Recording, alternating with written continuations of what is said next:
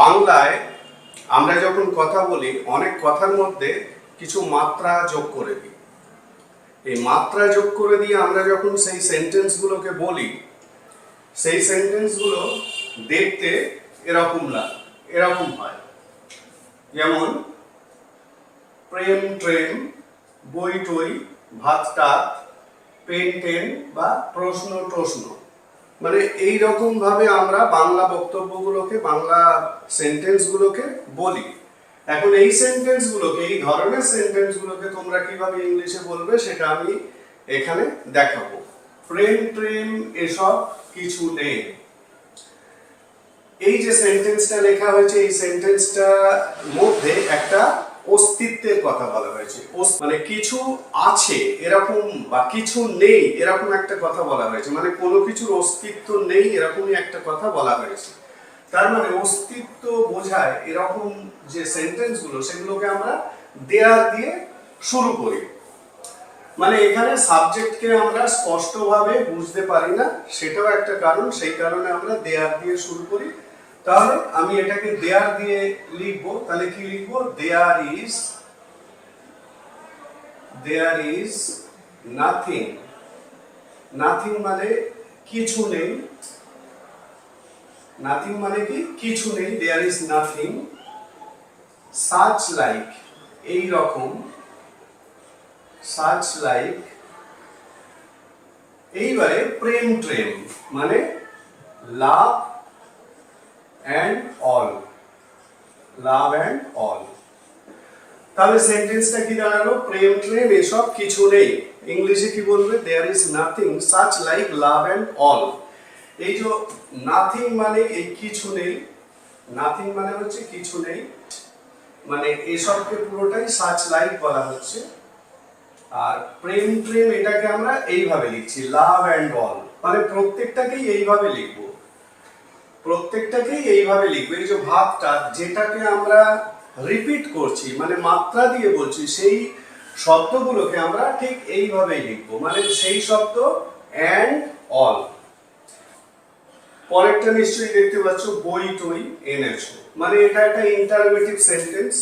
যে সেন্টেন্সই করতে চাও, মানে প্রাথমিক যে ধারণাটা দরকার সেটা হচ্ছে টেন্সের উপর একটা ধারণা। এটা দেখে কি মনে হচ্ছে? এটা একটা পারফেক্ট টেন্সে আছে। তাহলে বই টই এনেছো, এটাকে তুমি পারফেক্ট টেন্সে ইন্টারোগেটিভ যেভাবে করে সেইভাবে করবে। এখানে বই টু এর জন্য তোমাকে নতুন ভাবে একটা জিনিস শিখতে হবে, এবং সেটা তোমরা এই ভিডিও থেকে শিখছো। তাহলে বই টই এনেছো মানে তুমি এনেছো, এটাই ধরে নিচ্ছি। তাহলে কি লিখবো? Have you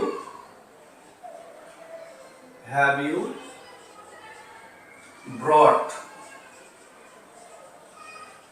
have you brought the books, have you brought the books and all। এই যে বই টই এটাকে বলা হচ্ছে, এই the books and all এটাকে বলা হচ্ছে বই টই।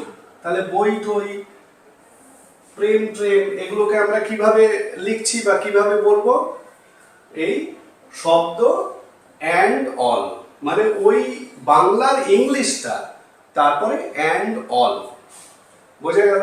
পরেরটা ভাত টাত খেয়েছো, এবারে নিশ্চয়ই বুঝতে পারছো কিভাবে তৈরি করতে হবে। এটাও প্রেজেন্ট পারফেক্টে আছে। তাহলে তুমি কি ভাত টাত খেয়েছো, মানে have you eaten the rice, rice and all.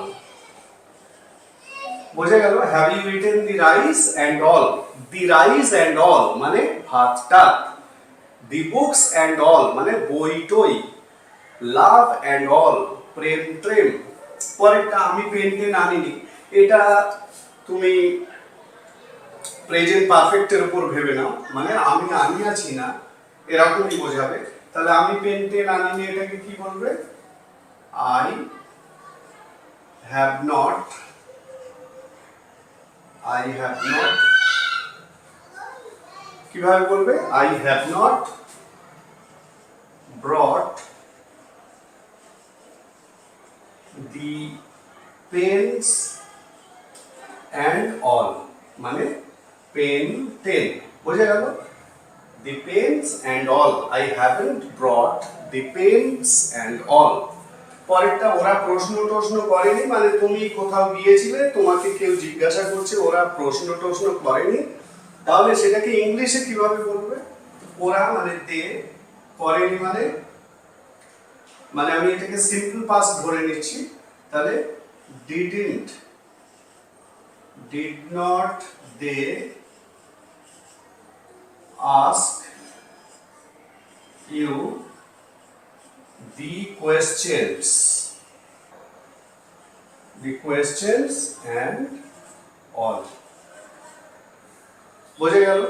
তাহলে এই যে ভিডিও থেকে তোমরা যেটা জানতে পারলে বা যেটা শিখলে সেটা কি না, এই যে প্রেম ট্রেম, বই টই, ভাত টাত, পেন টেন বা প্রশ্ন টশ্ন, এই ধরনের যে মাত্রাগুলো দিয়ে আমরা বাংলাগুলো বলি, সেই বাংলাগুলোকে কিভাবে ইংলিশে বলতে হয়, সেই বাংলাগুলোকে কিভাবে বলতে হয় না, শব্দ তার সঙ্গে অ্যান্ড অল। এই যে দি কোয়েশ্চেন্স অ্যান্ড অল, প্রশ্ন টশ্ন, দি পেন্স অ্যান্ড অল মানে পেন টেন, দি রাইস অ্যান্ড অল মানে ভাতটা, দি বুকস অ্যান্ড অল মানে বই টই, লাভ অ্যান্ড অল মানে প্রেম ট্রেম। এইবারে এই যে যে শব্দগুলো এখানে লেখা হচ্ছে, এই শব্দগুলো যদি কাউন্টেবল হয় মানে গোনা যায়, তাহলে গোনা গেলে ওই শব্দগুলোর সঙ্গে একটা করে এস বসিয়ে দেবে, মানে এখানে পেন গোনা যায়, ওই জন্য পেন্স, কোয়েশ্চেন্স, বুকস, ঠিক আছে।